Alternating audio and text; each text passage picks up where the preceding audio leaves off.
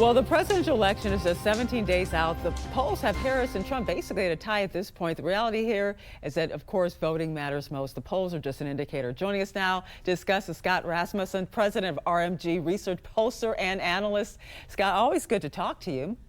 Well, Angelo, it's great to be with you. And you just said it right. You know, the polls give us a good indication of where things are going, but it's who actually shows up and vote that will determine this. We forget that, you know, when we talk about winning these states, some of them are very close. You know, Donald Trump won Wisconsin 8 years ago by 20,000 votes out of 3 million.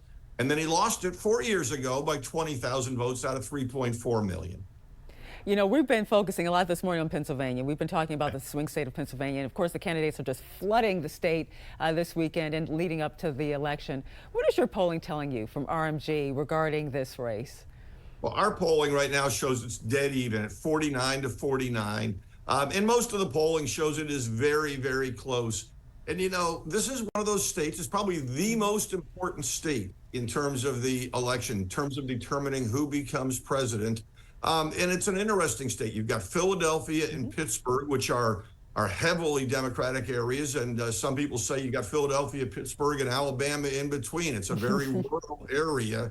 So the turnout in those different areas will tell us who wins. Donald Trump is likely to do very well in the rural areas. We expect turnout to be very high there. What I'll be looking for on election night is what's happening in Philadelphia. If the turnout in Philadelphia is at all soft, that's very bad news for Vice President Harris. Yeah, because they're planning to take Philly, and then, of course, they want the suburbs. So Philly is very important. People are all questioning now, and they do it every election cycle, the reliability of these polls. I mean, 2016 just blew it all up, but people say that Trump was underestimated then. What do you think about just the overall reliability of some of these polls coming out of Pennsylvania or even across the board? I think you need to look at the polls with a little bit of caution. What I do every morning, because it's just a good discipline, I look at the polls, the polling averages is where I start. And then I add 2 points one way and add 2 points the other to get a range of outcomes. So right now in the national polling, the averages show Kamala Harris up, you know, around 2 points. Well, that means if it goes 2 points in her direction, it's pretty good. She has a good shot of becoming the next president. If it moves 2 points in the other direction, well, that's probably good for President Trump. And right now, where things are, it's much of a toss-up. I've written about this in the past. Pollsters put out all these numbers up to the last minute that essentially say the race is too close to call in these areas. And then, you know, we get shocked when people abuse the polls and say, wait a minute, you said this person was going to win by 1 point and they lost by 2. The polls give us a good indicator. That's the starting point. And I don't think you should take it beyond that. Well, Scott, you have today, you will be releasing your final election polling results. Can you tell me what you're going to be releasing? Can you give me a glimpse into what we'll see?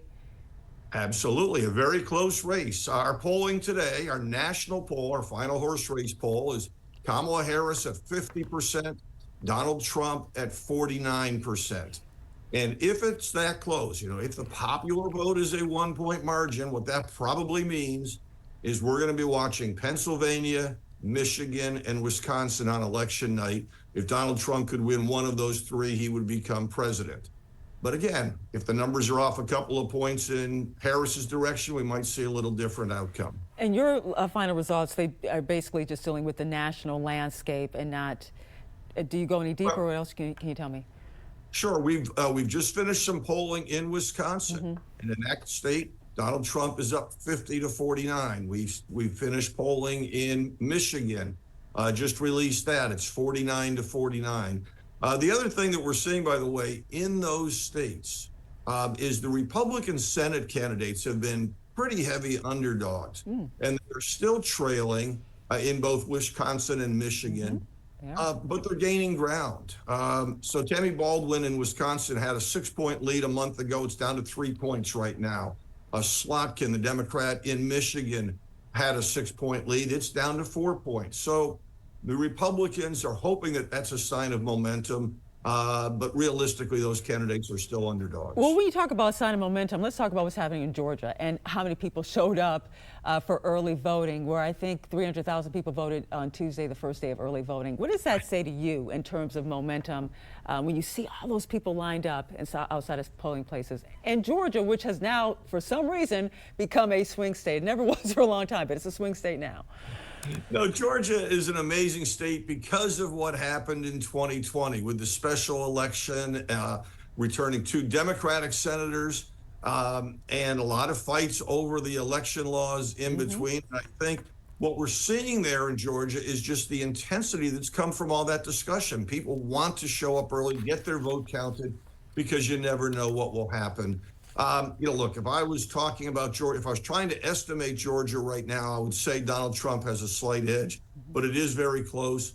In fact, I guess the way I would talk about the overall state of the election right now, just because of the way the numbers are so close, it's a little bit like we're in baseball season. I would say Donald Trump's team is winning 1-0 in about the 5th inning. Wow. Which means I'd rather be on their team than the other side, but it's so very close. And so much time to go, anything can happen. All right, thank you so much, Scott Rasmussen, president of RMG Research Poll. As always, great talking to you. Thank you.